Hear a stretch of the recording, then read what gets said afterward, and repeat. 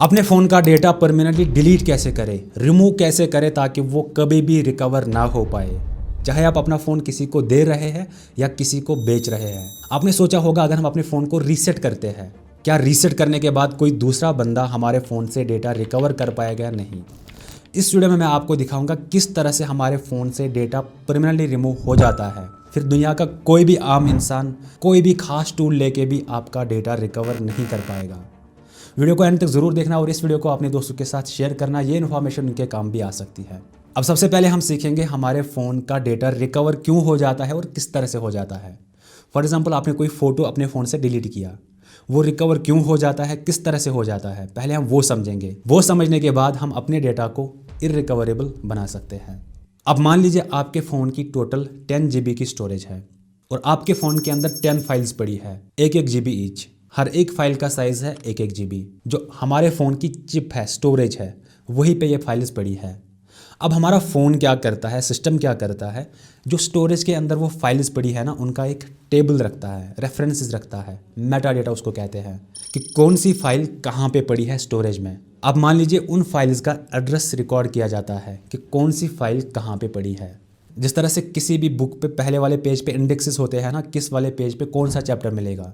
अब मान लीजिए उसी तरह हमारे फ़ोन के अंदर रिकॉर्ड होता है, एड्रेसेस रिकॉर्ड किए जाते हैं कि किस ब्लॉक के अंदर कौन सी फाइल पड़ी है।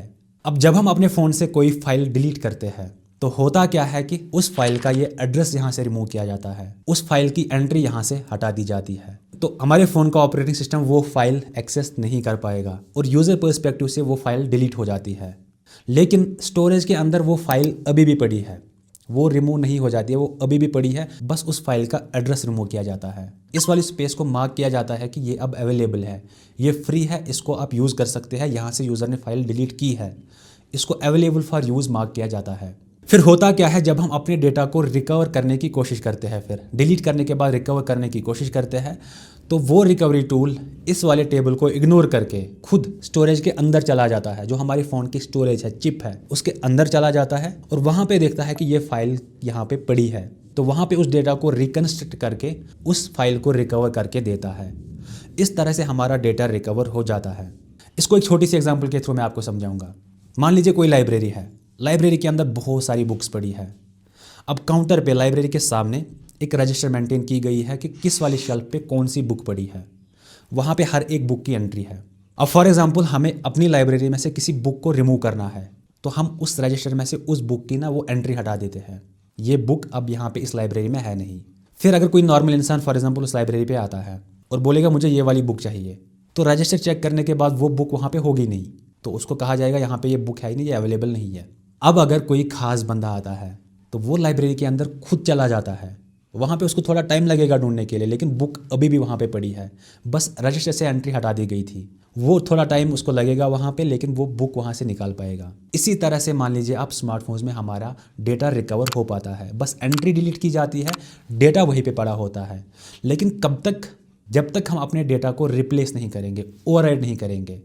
अब मान लीजिए आपने कोई और फाइल ऐड करनी है अपने फ़ोन के अंदर, तो बाकी स्टोरेज ब्लॉक्स पे तो फाइल्स पड़ी है ऑलरेडी। जब आप कोई और फाइल ऐड करते हैं तो ये ब्लॉक यहाँ पे अवेलेबल है यूज़ करने के लिए, तो वो फाइल यहाँ पे स्टोर हो जाएगी। जो पुरानी फाइल वहाँ पे होगी उसको रिप्लेस किया जाता है और अब इस नई फाइल का एड्रेस रिकॉर्ड होगा। रिप्लेस करने के बाद वो पुराना डेटा वहाँ से रिकवर नहीं हो पाएगा। लाइब्रेरी के अंदर फॉर एग्जाम्पल कोई और बुक हमें रखनी है, तो हम बुक ले जाते हैं, बाकी शेल्फ्स पे तो बुक पड़ी है। अब जो बुक हमने रजिस्टर से रिमूव की थी, उस बुक को हम वहाँ से हटाएंगे, हम वहाँ पे अपनी नई बुक रखेंगे, हम पुरानी बुक को रिप्लेस करेंगे। फिर चाहे कोई आम इंसान आए या खास इंसान आए, कोई लाइब्रेरी के बाहर देखे, लाइब्रेरी के अंदर देखे, वो बुक वहाँ से नहीं मिलेगी। तो रिप्लेस करने के बाद या डेटा ओवरराइड करने के बाद वो डेटा रिकवर नहीं हो पाता है। आई होप आपको एक कंसेप्ट समझ आ गया होगा। मतलब अगर आपने अपने फ़ोन से कोई फाइल डिलीट की, फिर आपने नई फाइल्स ऐड की, तो वो डेटा, पुराना डेटा ओवरराइड हो जाएगा। उस केस में फ़ोन से डेटा रिकवर करना मुश्किल हो जाएगा। अब आजकल हमारे स्मार्टफोन्स क्या करते हैं, जब हमारा फ़ोन आइडल स्टेट में होता है, हमें मैनुअली ये सब करने की ज़रूरत नहीं पड़ती है। जब हमारा फ़ोन आइडल स्टेट में होता है ना, फॉर एग्जांपल हम अपना फ़ोन यूज़ नहीं कर रहे अभी, उसको चार्जिंग पे लगाया है, तो हमारा फ़ोन ऑटोमेटिकली खुद स्टोरेज ब्लॉक्स को क्लियर करता है। ट्रिम कमांड सेंड की जाती है स्टोरेज ब्लॉक को, उसको कहा जाता है यहाँ से फाइल यूज़र ने डिलीट की है, यहाँ से ये ब्लॉक आप क्लियर कीजिए। मतलब कुछ टाइम के बाद हमारा फ़ोन ऑटोमेटिकली, जब हमारा फ़ोन आइडल स्टेट में होता है ना, उन ब्लॉक्स को ऑटोमेटिकली आजकल क्लियर किया जाता है। अब अगर आपके फ़ोन से कोई फाइल डिलीट हो गई, 2 केसेस में वो रिकवर नहीं होगा। नंबर 1, जब आप ओवरराइड करेंगे, रिप्लेस करेंगे। नंबर 2, कुछ टाइम के बाद से 3 to 5 डेज़ के बाद आइडल स्टेट में ट्रिम कमांड जब रन होगी तो वो पुराना वाला डेटा रिकवर नहीं हो पाएगा। तो आपको समझ आ गया होगा डेटा डिलीट होने के बाद किस केस में रिकवर हो सकता है और कब रिकवर नहीं हो सकता है। अब सबसे इंपॉर्टेंट क्वेश्चन, क्या हमारा फ़ोन रीसेट करने के बाद इससे डेटा रिकवर किया जा सकता है? नहीं। जो आजकल हमारे मॉडर्न स्मार्टफोन्स होते हैं ना, इनके अंदर जो हमारा डेटा पड़ा होता है वो एनक्रिप्टेड होता है, एनक्रिप्टेड फॉर्म में होता है वो। आप सेटिंग्स में सर्च करोगे एनक्रिप्शन या एनक्रिप्टेड, तो वहाँ पे आपको दिखाएगा योर फोन इज़ एनक्रिप्टेड। मतलब जो हमारे फ़ोन के अंदर डेटा पड़ा होता है ना, वो आप समझे एक बॉक्स के अंदर पड़ा होता है और उस बॉक्स पे ना ताला लगा हुआ होता है। उस ताले की चाबी हमारे फ़ोन के अंदर होती है। अब जब हम अपने फ़ोन को रीसेट करते हैं ना, वो चाबी वहीं पे डिस्ट्रॉय हो जाती है। फिर अगर आप अपना फ़ोन किसी और को देंगे और वो रिकवर करने की कोशिश करेगा, तो मॉडर्न स्मार्टफोन्स में वो रिकवर नहीं कर पाएगा। दुनिया का कोई भी खास टूल लेके वो रिकवर नहीं कर पाएगा। कोई भी आम इंसान जिसको आप अपना फ़ोन बेच रहे हैं वो रिकवर नहीं कर पाएगा। ये थ्रेट आप अपने दिमाग से निकालिए। लेकिन अब मान लीजिए किसी के पास बहुत सारे पैसे पड़े हैं और बहुत ज़्यादा एडवांस टूल्स लेके उसने आपका डेटा रिकवर किया भी, लेकिन उसको डेटा कैसे मिलेगा? वो बॉक्स मिलेगा जिस पे ताला लगा है, एनक्रिप्टेड फॉर्मेट में उसको डेटा मिलेगा। चाबी कहाँ पे है? चाबी आपके फ़ोन से डिस्ट्रॉय हो चुकी है, तो वो उस डेटा को नहीं देख पाएगा। आपके पर्सनल फ़ोटो जो होंगे, वीडियोज़ होंगे या आपके पर्सनल डॉक्यूमेंट्स, ऐप यूजेज, वो नहीं देख पाएगा। उसके पास वहाँ पे बस वो यूजलेस डेटा होगा जिसको वो रीड ही नहीं कर पाएगा। आजकल हमारे फ़ोन्स एनक्रिप्टेड होते हैं, लेकिन ध्यान रहे आपके फ़ोन पे स्क्रीन लॉक होना चाहिए।